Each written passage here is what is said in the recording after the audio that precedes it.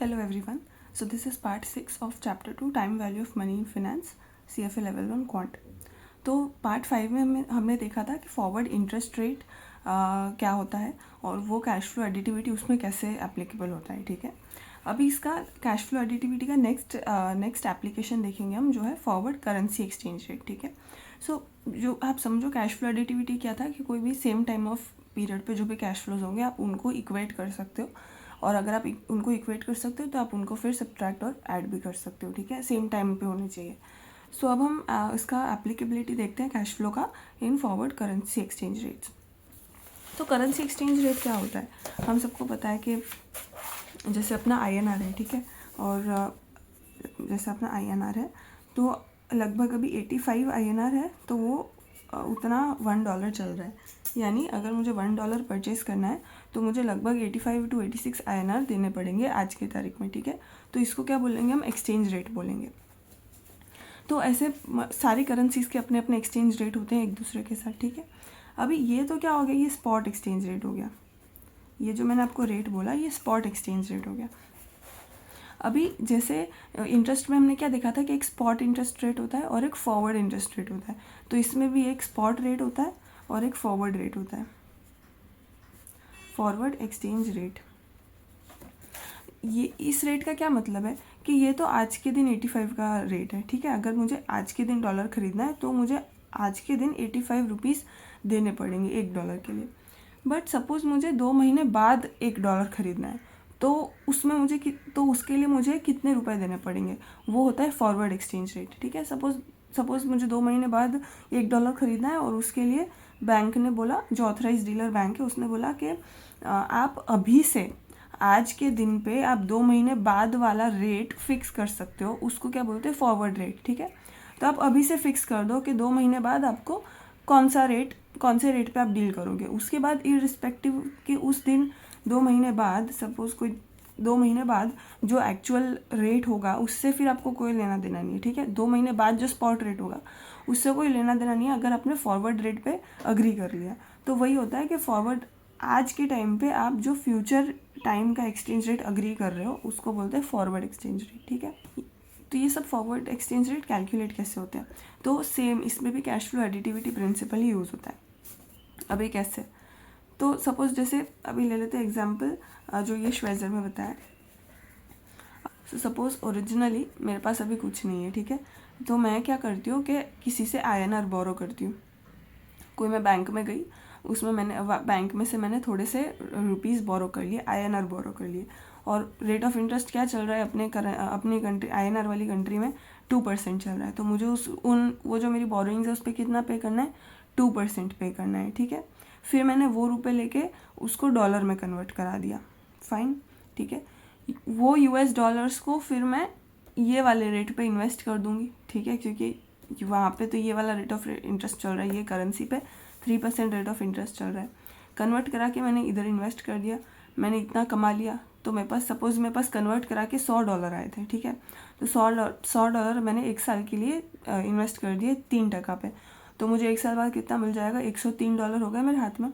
अभी 1 साल बाद जो फॉरवर्ड रेट था, 0 टाइम पे मैं एक फॉरवर्ड रेट पे अग्री करके रखूँगी कि 1 साल बाद मेरे पास डॉलर होंगे, वो डॉलर को मैं वापस INR में कन्वर्ट कर दूँगी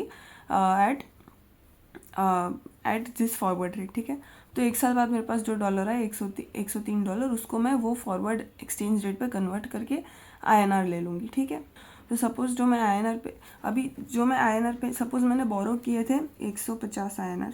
ठीक है, कन्वर्ट करके $103 कन्वर्ट करके मेरे पास आ गए सपोज़ 250 INR. ठीक है, और मेरे को ये 150 पे 2% का इंटरेस्ट देना है. ठीक है, 150 पे 2% यानी ₹3 का इंटरेस्ट देना है. मतलब मेरे को ये 250 में से 150 तो प्रिंसिपल देना है और ₹3 का इंटरेस्ट देना है. तो 153 इंटरेस्ट देना है. तो बाकी का मेरे पास कितना बच गया, 97 बच गया. तो ये मेरा आर्बिट्राज प्रॉफिट हो गया, क्योंकि इसमें ना मैंने खुद का कैपिटल लगाया है, क्योंकि इनिशियली भी मैंने बोरो किया था, और ना मैंने कोई रिस्क लिया है, क्योंकि फॉरवर्ड एक्सचेंज रेट भी पहले से डिसाइड करके रखा था. ठीक है, तो इसमें कोई रिस्क नहीं है. ये दोनों रेट्स में कोई रिस्क नहीं है, ये दोनों फिक्स्ड रेट्स है जो कंट्री में चल रहे हैं। तो ये क्या हो गया, 97 का मुझे ऐसे ही प्रॉफिट हो गया, आर्बिट्राज प्रॉफिट हो गया। तो कैश फ्लो एडिटिविटी क्या बोलता है कि तो मार्केट क्या बोलता है कि आर्बिट्राज कर सके वैसी अपॉर्चुनिटी नहीं होनी चाहिए मार्केट में, ठीक है।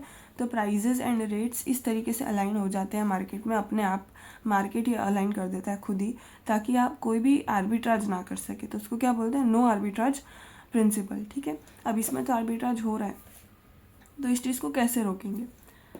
तो इसको अब उसके लिए जैसे हमने फॉरवर्ड इंटरेस्ट रेट में एक ये इक्वेशन बनाया था, ठीक है, कि मेरा जो 2 साल बाद वाला पे ऑफ है वो किसके इक्वल होना चाहिए, 1 साल बाद वाले पे ऑफ और उसके 1 साल बाद वाले पे ऑफ से, ठीक है। तो ये हमने इक्वेशन बनाया था क्योंकि दोनों सेम टाइम पीरियड पे कैश फ्लोज थे। अभी आप देखो इसमें भी हम वही इक्वेशन बना सकते हैं। मेरे को जो 150 + 3, ठीक है, ये भी मेरा 1 ईयर बाद वाला कैश फ्लो है जो मुझे देना है, और ये जो मेरा 250 है वो भी मेरा 1 ईयर बाद वाला कैश फ्लो है जो मुझे मिलेगा, ठीक है। तो अब हम इसको कैसे सोच सकते हैं, कौन सी 2 चीज़ें इक्वल होनी चाहिए। अभी मैंने इसमें क्या किया, मैंने क्यों डॉलर में इन्वेस्टमेंट किया, क्योंकि वहाँ का इंटरेस्ट रेट ज़्यादा था और फॉरवर्ड रेट फेवरेबल था, ठीक है। तो ऐसा क्या चीज़ हो कि अगर मैं इंडिया में इन्वेस्ट करूँ या तो मैं US डॉलर्स में इन्वेस्ट करूँ, ठीक है, तो उसमें कोई फ़र्क नहीं हो। जब वो कैश फ्लोज, जब ये 250 और ये 153 ये दोनों जब सेम होंगे तभी तो मैं इंडिफरेंट होंगी, तभी मेरा इधर नेट पे ऑफ 0 आएगा। तो कोई मतलब ही नहीं रहेगा ये पूरा आर्बिट्राज की मेहनत करने का, क्योंकि कुछ पेमेंट तो आ नहीं रहा। जितना मैंने इधर बोरो किया उस पर इंटरेस्ट दिया, उतना ही मुझे US पे से भी इंटरेस्ट मिल रहा है कमा के, ठीक है। तो वो चीज़ कैसे होएगी, वो आप इक्वेट करके एक वो फॉरवर्ड एक्सचेंज रेट के थ्रू आप इक्वेट करके निकाल सकते हो, ठीक है। तो हम इसको समझते हैं कि सपोज मैं इंडिया में ही इन्वेस्ट कर रही हूँ मेरा रुपीज़, ठीक है। तो 1 प्लस सपोज मैं 1 रुपी लेके चल रहे हैं कि 1 रुपी है मेरे पास, क्योंकि हमको फॉर्मूला बनानी है। 1 रुपी है मेरे पास और मैं उसको इंडिया में ही इन्वेस्ट कर रही हूँ, और इंडिया का रेट ऑफ रिटर्न कितना है, 2%। तो अभी जैसे ये जो इक्वेशन, ये जो एक्सचेंज रेट है, उसमें ये वाला जो है उसको हम बोलेंगे प्राइस करेंसी, और जो ये डॉलर है उसको हम बोलेंगे बेस करेंसी। बेस करेंसी यानी जो 1 में है, ठीक है, जो 1 में है वो बेस करेंसी। तो अगर हम इसकी बात करेंगे मतलब प्राइस करेंसी, और इसकी बात किया यानी बेस करेंसी बोला यानी इसकी बात कर रहे हैं, ठीक है। तो मैं अगर इंडियन रुपीज़ ही 1 रुपया मेरे पास, वो अगर मैं इंडिया में इन्वेस्ट करती हूँ तो मुझे कितना % मिलेगा रिटर्न, 2% रिटर्न मिलेगा। तो 1 plus return on price currency, RP, ठीक है, that should be equal to, वो किसके जितना सेम होना चाहिए। अगर मैं इंडिया में इन्वेस्ट करूँ और उस पर जो रिटर्न मिलेगा वो इतना हुआ, मतलब 1 + 2% हुआ, ठीक है। ये किसके इक्वल होना चाहिए कि मैं डॉलर में इन्वेस्ट करूँ, कि मैं इंडियन रुपी कन्वर्ट करके डॉलर करूँ, उसको मैं डॉलर में इन्वेस्ट करूँ और फिर उसको वापस इंडियन रुपी में कन्वर्ट करूँ, तो वो इसके ही बराबर आना चाहिए जो ये 250 वाला किया, ठीक है। तो मतलब क्या, पहले आप इंडियन रुपी को डॉलर में कन्वर्ट करोगे, मेरे पास 1 इंडियन रुपी है, तो 1 डिवाइडेड बाय, अगर सपोज देखो 85 INR का $1 मिलता है आपको, तो आपको 1 INR का कितना डॉलर मिलेगा। तो आप क्या करोगे, 1 डिवाइड बाई 85 करोगे, ऐसे ही निकलता है। तो 1 डिवाइडेड बाय आपका जो भी रेट है, स्पॉट रेट है, ये स्पॉट रेट था, तो 1 डिवाइडेड बाय स्पॉट रेट, इतने मेरे पास डॉलर आ गए, 1 डिवाइड बाई 85 इतने डॉलर आ गए मेरे पास कन्वर्ट करके, उसको मैंने ये रेट पे इन्वेस्ट कर दिया। तो इंटू 1 प्लस रिटर्न, ये कौन से करेंसी का, ये बेस करेंसी का रिटर्न है, 1 plus return on base currency. अब ये जो पूरे प्रोसीड्स आए, जो अपने एग्जाम्पल में 103 आ रहा था, $103 आ रहा था इसका आंसर, उसको मैंने कन्वर्ट कर दिया वापस INR में। तो सपोज मेरे पास डॉलर है, $1 है, उसको INR में कन्वर्ट करना है, तो मैं इंटू 85 करती हूँ। स्पॉट रेट 85 है, तो मैं डॉलर को INR पे ले जाने के लिए इंटू मल्टीप्लाई बाई 85 करती हूँ, और INR को डॉलर में ले जाने के लिए मैं डिवाइड बाई 85 करती हूँ, ठीक है। तो अभी ये पूरा डॉलर टर्म्स में है, अभी इस पूरे को मुझे INR में वापस कन्वर्ट करना है, क्योंकि ये तो INR में ही है चीज़। तो मैं क्या करूँगी, इंटू उस दिन का फॉरवर्ड एक्सचेंज रेट जो मैंने आज से नक्की किया हुआ है, तो ये वाला forward exchange rate, forward exchange rate यही होगा, ठीक है। तो जाके तो ये क्या बना दिया अपन ने, ये इसका आंसर क्या हुआ, जो मेरा 150 आया था हाइपोथेटिकली जो लिया था, और ये पूरे का आंसर क्या हुआ जो 250 आया था। ठीक है, अभी हमने इन दोनों को इक्वल कर दिया। अब मैं इसके न्यूमेरिक टर्म्स में लिखूँ तो 1 divided by 85 into 1 + 3% into forward exchange rate पता नहीं अभी, तो फॉरवर्ड एक्सचेंज रेट, ये मेरा इक्वेशन बन गया। ठीक है, ये वाले एग्जाम्पल के लिए। अभी मुझे अगर इन दोनों साइड्स को इक्वल करना है तभी नो आर्बिट्राज पॉसिबल होगा। ठीक है, अगर इन दोनों साइड को इक्वल करना है तो मुझे ये एक चीज़ निकालनी पड़ेगी कि फॉरवर्ड एक्सचेंज रेट, ऐसा कौन सा फॉरवर्ड एक्सचेंज रेट हो ताकि ये दोनों फिगर्स अलग ना आए, क्योंकि अगर अलग आ गई तो आर्बिट्राज हो जाएगा। ठीक है, तो उसको वो अलग ना आए उसके लिए क्या करना पड़ता है, दोनों साइड्स को इक्वल करके जो एक मिसिंग फैक्टर है उसको ढूंढना पड़ता है।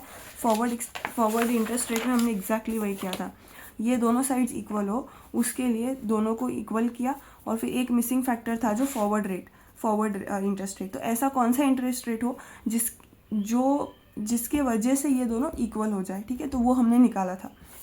इसमें सेम वैसा है कि ऐसा कौन सा फॉरवर्ड एक्सचेंज रेट हो जिसके वजह से ये दोनों पे ऑफ्स है वो सेम हो जाए और मैं ये नहीं कर सकूँ। ठीक है, तो उसको इस तरीके से हम फॉरवर्ड एक्सचेंज रेट निकालते हैं। अब इसको हम तो इधर कैश फ्लो एडिटिविटी कैसे यूज़ हुआ, ये भी 1 साल बाद वाली वैल्यू है और ये पूरी भी 1 साल बाद वाली वैल्यू है, तभी आप इन दोनों को कंपेयर कर सकते हो। ठीक है, तो जैसे हमने उस एग्जांपल में देखा था कि सेम टाइम पीरियड पे जो वैल्यूज़ थी उनको उन्होंने माइनस भी किया था। तो आप इसको ऐसे देखोगे तो ये पूरे को और ये पूरे को, ठीक है, तो इसको मैं पूरे को इधर ले जा सकती हूँ माइनस में, क्योंकि ये पूरा प्लस है अभी। तो अगर मेरे को पूरा इधर शिफ्ट करना हो, इन दोनों को माइनस करना हो, तो ये क्या हो जाएगा 1 + 2 पे ये पूरा ब्रैकेट माइनस ये पूरा ब्रैकेट, और इधर इक्वल्स टू में क्या आ जाएगा 0 आ जाएगा। ठीक है, तो मतलब वही हुआ कि कैश फ्लो एडिटिविटी में मैंने क्या किया, दोनों को माइनस करके मुझे 0 चाहिए इधर। ठीक है, तो वही प्रिंसिपल अप्लाई किया हमने कैश फ्लो का कि सेम टाइम पीरियड पे ये दोनों cash flow same time period पे, तो मैं दोनों को कंपेयर कर सकती हूँ, मैं दोनों को इक्वल ऐसे ये इक्वालिटी वाला साइन करा के मैं मिसिंग फिगर ढूंढ सकती हूँ। तो वो कैश फ्लो एडिटिविटी मुझे अलाउ करता है। ठीक है, अब इसको हम एक एग्जाम्पल से देखते हैं। सो इसमें क्या लिखा है, ये वाले एग्जाम्पल में 2 करेंसीज है, ABE है एंड DUB है। ठीक है, the spot A/D exchange rate is 4.5671। ठीक है, तो A जो है वो प्राइस करेंसी और D जो है वो बेस करेंसी, और उसका जो स्पॉट एक्सचेंज रेट चल रहा है वो 4.5671 चल रहा है। 1 ईयर का रिस्क लेस जो A करेंसी का, ये जो कंट्री A वाली है उसका रेट क्या चल रहा है, रिस्क लेस 5% चल रहा है, and 1 year risk less D का रेट क्या चल रहा है, 3% चल रहा है। ठीक है, what is the 1 year forward exchange rate that will prevent arbitrage profits, ऐसा कौन सा एक्सचेंज रेट है जो इन दोनों के बीच में आर्बिट्राज प्रॉफिट प्रिवेंट कर देगा, क्योंकि अगेन ये 5% है, ये 3% है, प्लस फॉरवर्ड एक्सचेंज रेट भी रोल प्ले करता है उसमें। ठीक है, तो अभी इसको अपने फॉर्मूला की तरह करके देखते हैं।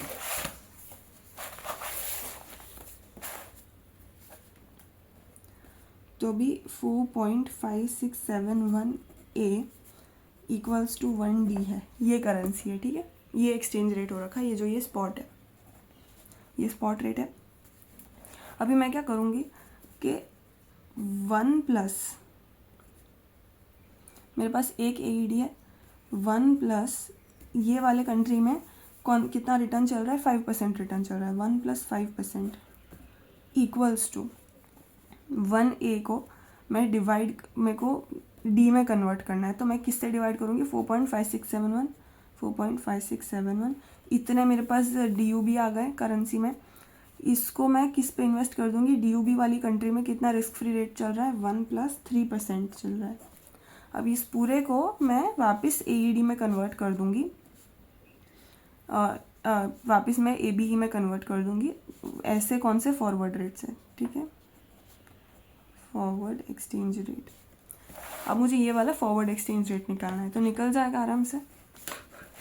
1 + 5% क्या होगा, 1.05 equals to 1 divided by 4.5671 into 1 + 3% 1.03 होगा, इंटू फॉरवर्ड रेट, ठीक है, फॉरवर्ड एक्सचेंज रेट। अब ये एफ को मुझे आइसोलेट करना है, तो क्या हो जाएगा 1.05, ये जो नीचे है डिनोमिनेटर में वो ऊपर मल्टीप्लाई में चला जाएगा 4.5671, और ये जो ऊपर मल्टीप्लाई में है वो नीचे डिनोमिनेटर में आ जाएगा 1.03 इक्वल्स टू फॉरवर्ड रेट। तो अब इसको सॉल्व कर देते हैं।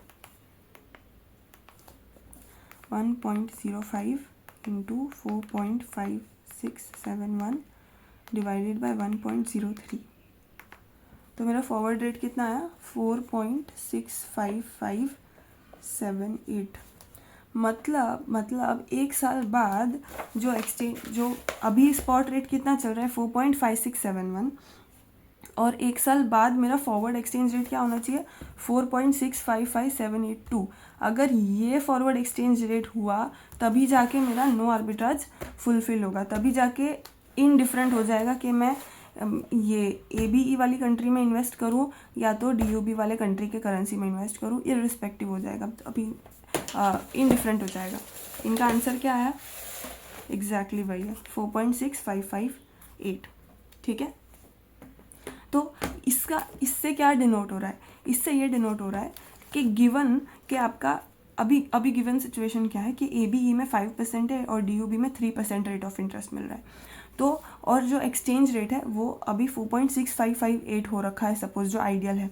तो अगर यही सिचुएशन हो रखी है तो मैं चाहे ABE में इन्वेस्ट करूँ या तो मैं वो आर्बिट्राज ट्राई करूँ कि मैंने ABE बोरो कर लिया, ठीक है, 5% पे, और फिर मैंने उसको DUB में कन्वर्ट किया, उसको 3% पे इन्वेस्ट किया, और फिर उसको फॉरवर्ड एक्सचेंज रेट से वापस ABE में कन्वर्ट किया एक साल बाद, तो मुझे ज़्यादा प्रोसीड्स मिल गए।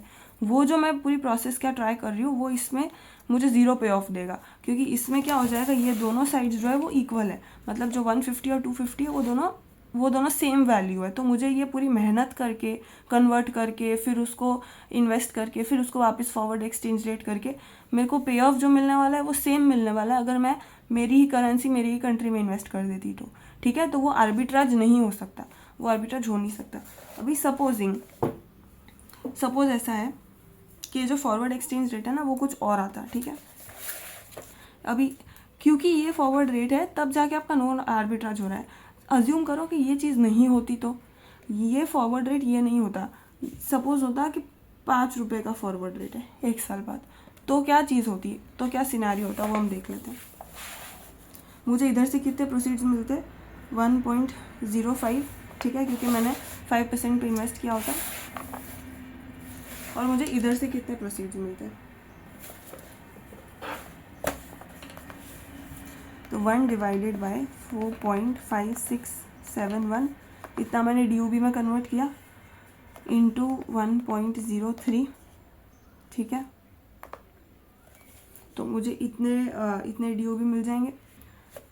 इसको मैं फॉरवर्ड रेट से मल्टीप्लाई करूँगी वापस ABE में लाने के लिए इंटू 5, मुझे कितना मिला 1.1276, मुझे इतने ABE मिल गए। और मैं इधर और जो मैंने बोरो किया था, सपोज ये स्ट्रेटजी करने के लिए मेरे को स्टार्टिंग में नो आर्बिट्राज का मतलब क्या होता है, तुम्हारा खुद का कैपिटल लगा हुआ नहीं है, तो ये स्ट्रेटजी करने के लिए मैंने क्या ABE बोरो किए होंगे, कितने टके पे 5% पे बोरो किया होगा, तो मैंने 1 AEB बोरो किया था 5% की रेट पे, तो मुझे देना कितना है एक साल बाद, जो बैंक को मेरे लेंडर को देना मुझे 1.05 AEB है, और मुझे जो मेरी स्ट्रेटजी से मिल रहा है वो कितना मिल रहा है 1.1276 AEB मिल रहा है। तो ये मेरा प्रॉफिट हो गया ना आर्बिट्राज, कितना हो गया -1.05 0.0776 AEB। ये मेरा रिस्कलेस प्रॉफिट हो गया, इसमें मैंने कोई रिस्क नहीं लिया। क्यों हुआ, क्योंकि मेरा फॉरवर्ड एक्सचेंज रेट है ना वो आइडियल फॉरवर्ड एक्सचेंज रेट नहीं था, उससे कम या ज़्यादा था, समझे। क्योंकि अगर ये वाला रेट होता ना फॉरवर्ड, तो ही क्या होता 4.655878, तो ही क्या होता कि ये मैं एक्सचेंज करके लाती तो ये एग्जैक्टली इसके बराबर हो जाता, ठीक है।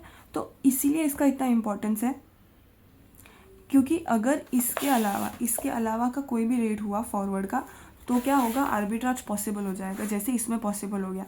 क्योंकि अगर हमने 5.00 5 रुपीज़ का फॉरवर्ड एक्सचेंज रेट लिया होता, अज्यूमिंग कि ये जो एक्चुअल फॉरवर्ड इंटरेस्ट रेट आना चाहिए as per cash flow additivity, as per no arbitrage principle, उसके अलावा का कोई इंटरेस्ट होता तो क्या होता, ये आर्बिट्राज पॉसिबल हो जाता, ठीक है। बट मार्केट क्या बोलती है कि नो आर्बिट्राज प्रिंसिपल, प्राइजेस इस तरीके से अलाइन हो जाएंगे, प्राइजेस एंड रेट्स, कि नो आर्बिट्राज कोई कर नहीं पाएगा, ठीक है।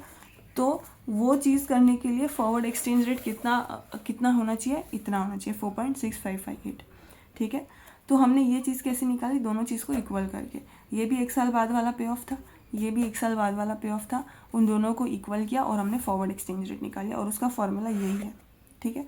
अगर अभी ये फॉर्मूला याद नहीं रहता है, अब इस फॉर्मूला के आपको काफ़ी सारे वेरिएशंस दिखेंगे बुक में, श्वेजर में देखोगे तो ये फॉर्मूला को कैसे लिखा है, forward rate divide by spot rate equals to 1 plus interest rate of price currency divided by 1 plus interest rate of base currency, ठीक है।